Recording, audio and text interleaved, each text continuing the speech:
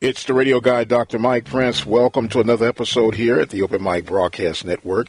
It is our mission to try to bring you some news you could use. Today will be no exception to the rule. You can follow me on Twitter at The Mike Prince Show. The YouTube channel is the Open Mic Broadcast Network. And don't forget you can visit the website with the 24-hour stream at obnradio.com. With all that being established, let us jump right into this weekend's episode of The Zone. Well, history was made last night in Seattle, Washington, where you had the HBCU All-Star game, also known as the Swingman Classic, featuring the leading man of Ken Griffey Jr., a.k.a. The Kid. Exciting game. The American League, which was led by Andre Dawson, ended up with the victory, winning by the score of 4-3 over the National League, which was led by Bo Porter. Very good game, well-played game, and just what baseball needed, just what HBCU baseball needed. This game had a lot. Now, I do have a little bit of a complaint that I'll talk about in just a little bit, but we want to give a congratulations to the T-Mobile Impact Player of the Year, and that was none other than Kawan Brazil. He, representing Alcorn State, the Braves, got the award handed to him. I believe it was in the 7th inning when they acknowledged him for his leadership role on and off the field. Very historic night. A lot of great interviews, even heard from Roger Cador of the Southern baseball legacy of his 33 years at Southern baseball leadership. And this is where the complaint from me, the fussing just a little bit, is going to kick in. As I stated, now, let me paint the picture. This was a televised game through the MLB network, but they also had a radio broadcast. Very, very great entailed interviews. I mean, they had all kind of HBCU baseball legends, Vincent Coleman, Andre Dawson, you name them, they were there. But they were interviewing these guys during the course of the game, which is not that big a deal in traditional broadcasting. But the interviews and the stories kind of overshadowed highlighting some of the players, giving their stats and more information. I would have liked to have seen more of that being done. But nonetheless, it was great. Great atmosphere, a lot of historical tidbits laid out, and it's something to look forward to. Hopefully this will take off and be something of significance way, way, way down the road. It has great sponsorships such as T-Mobile, Chevrolet, and it was another major corporation that I can't recall right now, but these guys were in it, and they are doing it for the long haul, and we're truly, truly excited about that. This is a shot in the arm for baseball. There's a major push on trying to get more of the baseball appreciation, if we would, with, and I won't even say appreciation, more involvement. Let's put it like that. It's more involvement for the African Americans, the Hispanic communities, to get into this ever so wonderful game of baseball. And hopefully last night was that shot in the arm to help propel this further down the road. It was a lot of effort and teamwork from all parts of the country, and to see it come together was extremely wonderful. And I got to admit, I got a bit emotional from listening to some of the interviews and reflecting on just how important and impactful baseball has been for me personally. And it was a great night for me, a great, great night. So congratulations to Andre Dawson, the Hawk, and the American League being victorious over the National League by the score of 4-3. Another little side note I wanted to mention before we move forward with the rest of today's show. They had the bands in representation on last night, and it would be nice to bring that band flavor, not the whole band, but a band ensemble, to be able to set up in left field or right field at a home ballpark and be part of that entertainment and that energy level that could be a part. Going back to some of the Negro League days when they had live bands playing and everything, and it would be really something nice. I don't know what it would take to get that set up, and if they didn't do anywhere else, maybe they can do it at Prairie View, and maybe we can get together with Dr. Zach with the Marching Storm and see what it would take to get something like that in place. But it was really, really just a holistic atmosphere as far as I was concerned. So, like I said, I'm just excited. I'm giddy about that. I am a baseball nerd, geek, whatever you want to identify me as. I'll be that. But baseball and old Garrett Morrison skit from Saturday Night Live, baseball been very, very good to me. And speaking of being good to me, it is time for us to focus on my beloved Prairie View A&M University. Prairie View is in the midst right now as we speak of gathering data and resources and background checks for the next athletic director. Now, this has been an Achilles heel for Prairie View for quite some time. Why am I saying that? Well, you've had multiple athletic directors within a very short time, and you cannot get anything accomplished when you are constantly restructuring and changing leadership every 24 months or so. You can't get anything established. It's hard enough trying to compete at a D1 level, but then when you have unstable leadership, it creates even more problems because these coaches, although they're leaders, they're looking to be led. And when the leadership is changing, as soon as you get comfortable with one, they're out and here comes a new one. Whether it is willingly or unwillingly, it is a problem. And it's a problem that is going to continue to be that thorn in the side until it is addressed.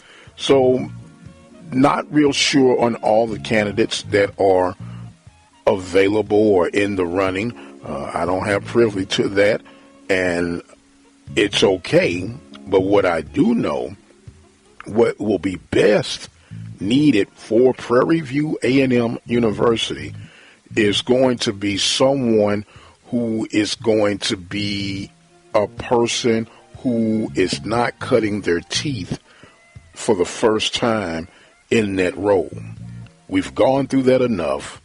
It's been long enough. And when you go back and look over the history of athletic directors, starting with Dr. Charles McClellan, every athletic director that was brought into that position, with the exception of Fred Washington, who came for a second tour of duty, every athletic director, it was their first gig as an athletic director when they came to Prairie View. And you cannot continue on that path and expect to have the success that is expected, the success that is desired and deserved if you want to be a real player. Yes, you have nice facilities. Yes, you have all of this wonderful, rich history, but it means nothing if you keep bringing a person into this position of athletic director with no experience. They need to know what to look for and how to look for it coming in, and you're spending a year and a half, 2 years of trying to figure out and sort out what is and what's not, and by the time you figure out what it is, you're gone down the road. We need someone coming in with some seasoned eyes, someone coming in with an understanding of what is needed to be done and how to get it there. And you might have to spend a little bit more money to get a person in that nature, but you're actually going to save money, because by the time you get done training and teaching someone, getting acclimated to this new person that is growing on the job, and I'm not saying that everybody that doesn't have experience don't deserve the opportunity, but it's to the point now, at least for me, I'm tired of people coming in cutting their teeth at the Panthers' expense. You need someone with some season. You need someone with an understanding. You need someone that knows how to get things done. We do know and understand that athletic directors, their attribute, when you speak with any other athletic director throughout the country, they must be connected to how to fundraise. And I'm not talking about signing up for a bunch of guarantee games and say, look at what we raised. No, go out there, shake hands, kiss the babies, get acquainted and acclimated with your direct community, and win fans, win supporters, win the donors to be able to give back to this historically rich university that can and will do better once the proper leadership is lined up. There's no other way around it. We cannot continue to duck and dodge this situation. It is a high priority. And we're just getting a new president in. The new president, not real sure where they stand and where they're focused on athletics. But you're going to need a president that understands the impact and the power of athletics. And hopefully when they make this hire, it's going to be someone who is legitimately qualified for the job. I'm not caring how much you can beef up your resume to look like you're the next thing since sliced bread. We need someone that can go and get it done from day one. You hit the ground running, not trying to, oh, let me figure this and let me figure that. No, this is where we need to be going. Point me in the direction of who I need to be talking to, and let's make some things happen. There are too many opportunities for Prairie View A&M University to be leading the way. Leading the way. And I'm not talking about being satisfied with coming in third place, being satisfied with coming in second place. Now, I understand you can't win championships all the time, but we can have a much better success rate than what we've been having in the past. And it may sound harsh to some and no disrespect intended, but it just is what it is. You know, athletics, what I love about it, it's about performance. You can make excuses all day until the cows come home, but bottom line is you're either winning or you're losing. We know that all budgets are not created equal, but when you step into that role of leadership, you knew what your budget was when you came on board. So either you're going to perform or you're not going to perform. And if you can't perform, then we have to get someone who can perform, understand the circumstances that they're walking into. Now, there are a lot of people who look at Prairie View as an opportunity to come in and do something big, and I'm in total agreement with that. But I personally don't think we need to go the route of getting an inexperienced person to come in as the next athletic director. Been there, done that. Let me go back to what I was saying earlier. You had Dr. Charles McClellan. You had Fred Washington, round one. You had Ashley Robinson. You had Sister Alicia Peach. She came in as an interim on a couple of times. You had Fred Washington do a second tour of duty. You had Dr. Donald Reed come in. All of these guys had a non-experienced approach and thrown into the hot seat, if you would, of leading an athletic department on a Division I level. Number one, it's not fair to those individuals, and then when they cannot reach the goals of expectations, then this unnecessary pressure is placed upon them, okay?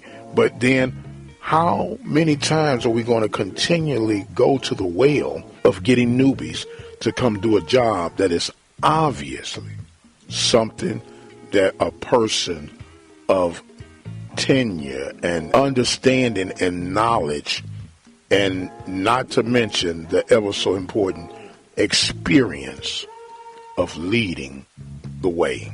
So we're going to see how this thing unfolds, not being anti anything. I'm just pro Prairie View.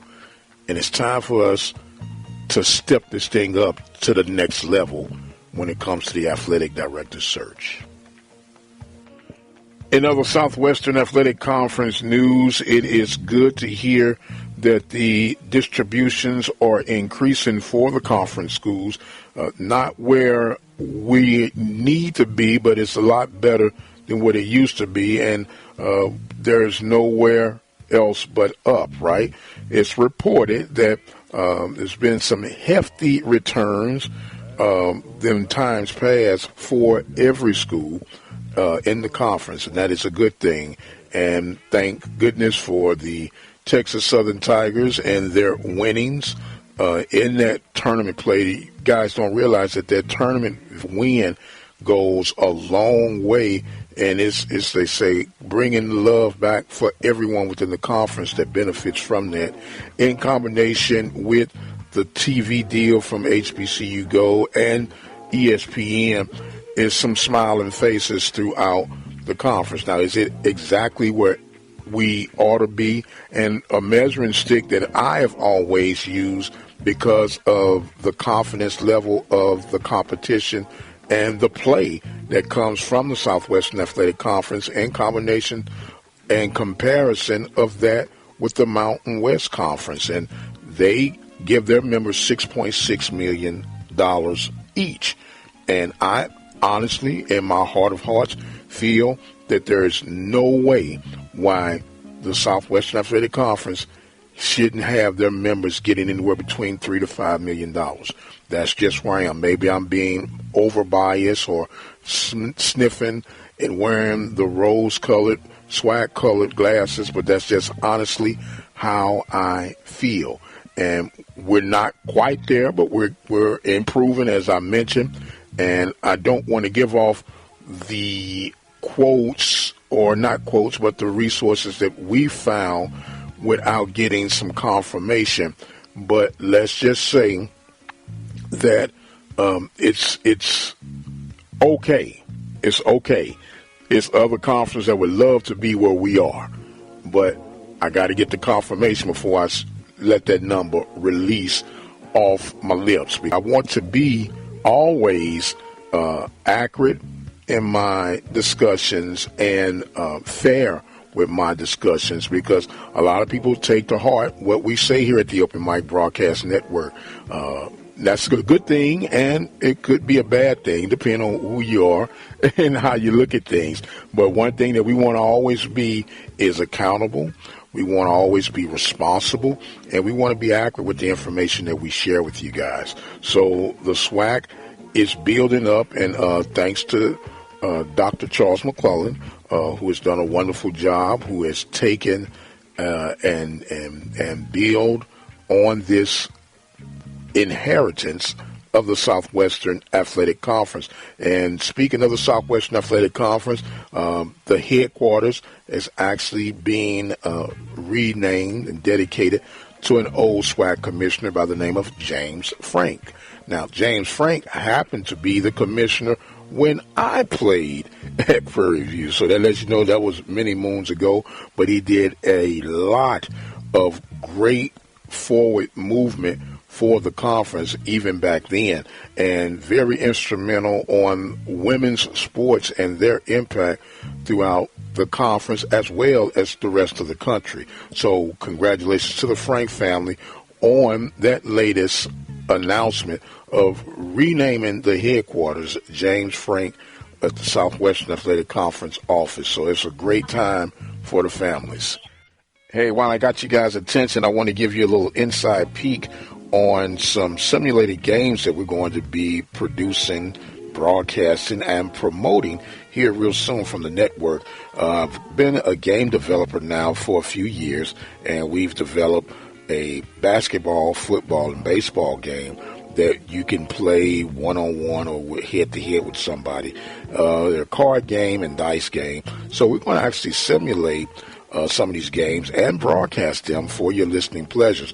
We've created 8 teams. The teams, if I can call them right off the top of my head, would be the New Mexico Bandits, the Nevada Vipers, the Kansas Comets, the Missouri Mustangs, the Illinois Bison, the Iowa Bobcats, the Motec Hawks, and last but not least, the Texas Wolverines. So these will be the names of the basketball teams, the football teams, and the baseball teams. We'll start off with the baseball seasons, and we're looking forward to playing these back and getting it all in fun, just in good spirits.